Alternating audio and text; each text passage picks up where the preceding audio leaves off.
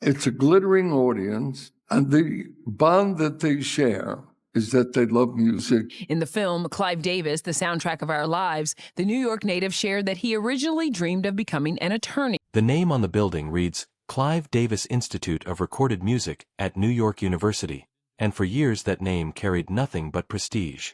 It represented decades of hits, of careers launched, of artists transformed from unknowns into legends.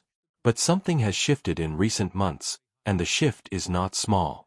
The stories now circulating about what has been allegedly discovered, said, and connected to the man behind that name are shaking the foundation of how people understand one of the most powerful figures the music industry has ever produced.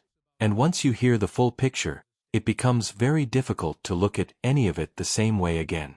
Clive Davis built his reputation over more than half a century in the music business. His list of credited discoveries and career interventions is genuinely extraordinary. He signed artists, rebuilt careers, and shaped the sound of popular music across multiple generations. He was seen as someone with an almost supernatural ability to hear what the public wanted before they knew they wanted it. For decades, that reputation was largely untouched. His public life was celebrated. His professional legacy seemed bulletproof. But reputations, even the most carefully maintained ones, are only as strong as what remains hidden. And lately, some of what has allegedly been hidden is beginning to surface. The first thread worth pulling involves a radio host named Larry Gators, who made claims several years ago that at the time struck many people as outlandish. Gators alleged that in 1995, a secret gathering took place at Clive Davis's Beverly Hills mansion. According to his account, the meeting was not a typical industry event. He claimed that rappers from across the country were invited, and that also present in that same room were individuals connected to the CIA, the FBI, and representatives from private prison corporations. The message reportedly delivered to the artists at that gathering was deliberate and calculated. Gators alleged they were encouraged to make music that promoted conflict with law enforcement, degraded black women, and leaned into violence and aggression as a brand identity. The stated reason, according to these claims, was economic. Private prison companies had a financial interest in increasing incarceration rates, and music that influenced behavior could theoretically serve that goal. At the time, most people who heard the story dismissed it. It sounded like the kind of claim that exists on the outer edges of credibility, too dramatic to be real, too convenient in the way it connected so many powerful institutions in a single narrative. Davis's representatives responded quickly and firmly, calling the story completely false and pointing to his decades-long record of supporting artists through addiction, personal struggle, and professional hardship. But then something unexpected happened. An anonymous letter surfaced online in 2012 that described, in striking and specific detail, a situation remarkably similar to what Gators had alleged. The writer claimed to have personally witnessed a meeting where powerful business figures urged record label executives to push a particular brand of hip-hop further into the mainstream, promote a carefully constructed lifestyle, and steer the culture in directions that would ultimately benefit the private prison industry. The letter was never proven, and its author was never identified. But the fact that two completely separate accounts described nearly identical events, years apart, using different language and different details, gave some people reason to stop and ask questions. The financial history between Clive Davis and Sean Combs, better known as Diddy, has attracted particular scrutiny in light of these allegations. When Diddy left Uptown Records in the early 1990s, Davis reportedly provided him with approximately $15 million to launch Bad Boy Records. In today's money, that figure is estimated to be worth close to $40 million. For someone who had never run a record label independently, had not yet produced a catalog of major hit records under his own direction, and carried a reputation for being challenging to work with, that level of investment was extraordinary. Industry veterans tend to know that sums like that do not come without either exceptional evidence of market instinct or some form of deeper confidence that has not been made public. Davis later said he believed hip-hop was about to become a global phenomenon and that Diddy made a compelling case for why the investment would pay off. That explanation satisfied some. Others found it incomplete. The timing of that investment is one of the details that continues to follow the story. In 1991, just 2 years before the funding for Bad Boy Records, A charity basketball event that Diddy had organized and promoted at the City College of New York ended in tragedy. The planning was reportedly inadequate, the crowd far exceeded what security could safely manage, and a deadly stampede broke out that killed 9 people. In most professional environments, an event connected to that kind of catastrophe would carry serious consequences for the person responsible for organizing it. Instead, within 2 years, Diddy was being handed the resources to build one of the most powerful music empires in the history of the genre. The contrast between what happened and what followed is something critics of the industry return to repeatedly, not necessarily as proof of wrongdoing, but as a pattern that raises questions about how accountability functions when money and influence are involved. The story of Priority Records adds another layer. Priority was founded by individuals who had previously worked at K-Tel International, a company that built its brand selling music compilations and novelty records through television advertising. Critics of the industry find it notable that a company with those origins became the label behind NWA, one of the most politically and culturally explosive groups in hip-hop history. The members of NWA themselves have offered complicated reflections on their image over the years. Ice Cube has spoken about feeling used by the industry. Dr. Dre was not, by most accounts, living the lifestyle that his early music depicted. DJ Yella has made similar observations. Yet the image they projected sold millions of records, filled arenas, and established a blueprint that would define mainstream hip-hop's most commercially successful era. Some media critics have argued that Priority's trajectory from novelty music to gangsta rap is not a natural evolution, but rather evidence that powerful financial interests recognized the commercial potential of a certain kind of music and invested strategically to develop it.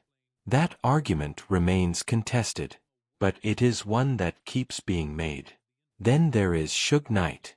Whatever one thinks of his credibility, and there are many reasons to approach his statements with caution, he has said things that have not gone quietly away. Knight is currently serving a 28-year prison sentence for voluntary manslaughter.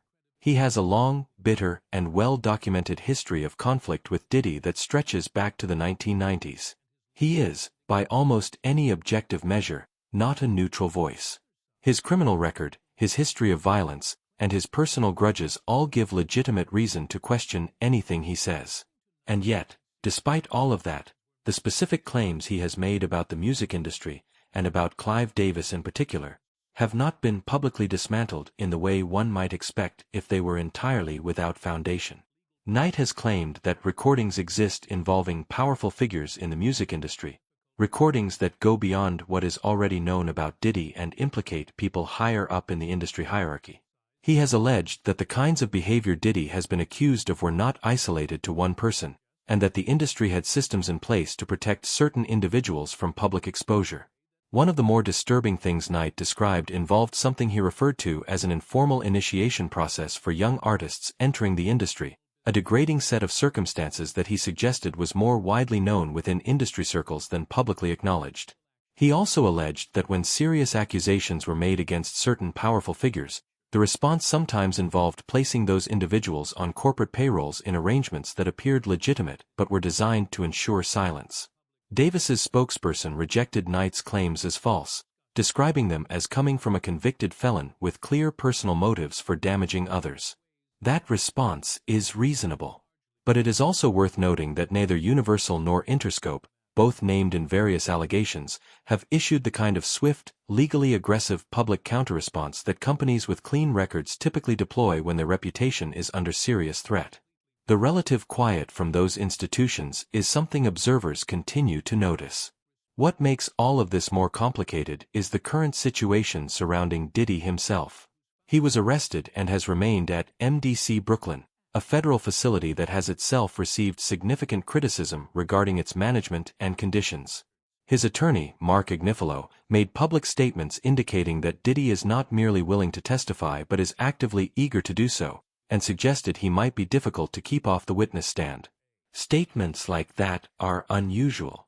Defense attorneys typically work to keep their clients quiet, not to advertise their readiness to speak publicly.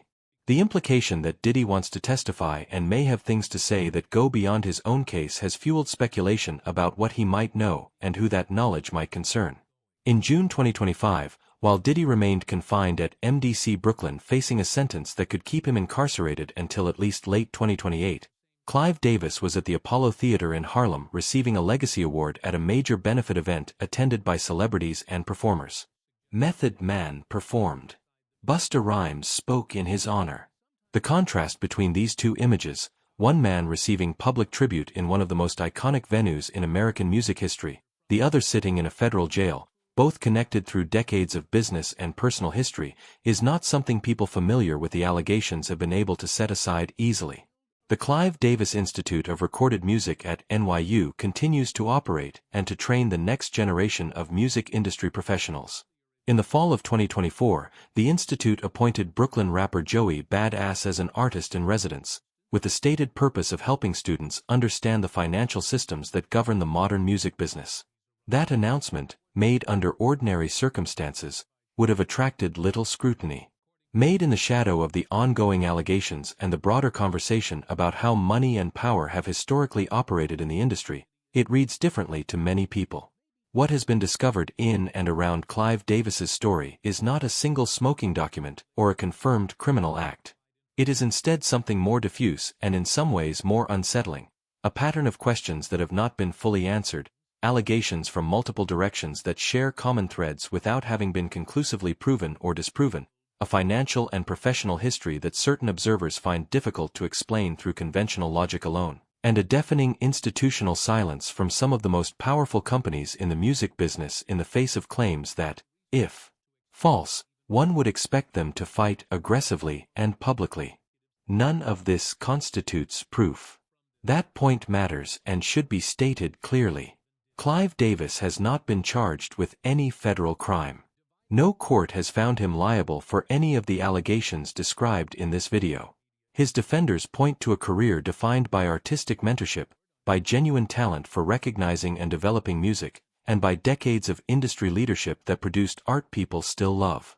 All of that is true. And it coexists, uncomfortably, with a growing body of questions that are proving impossible to silence.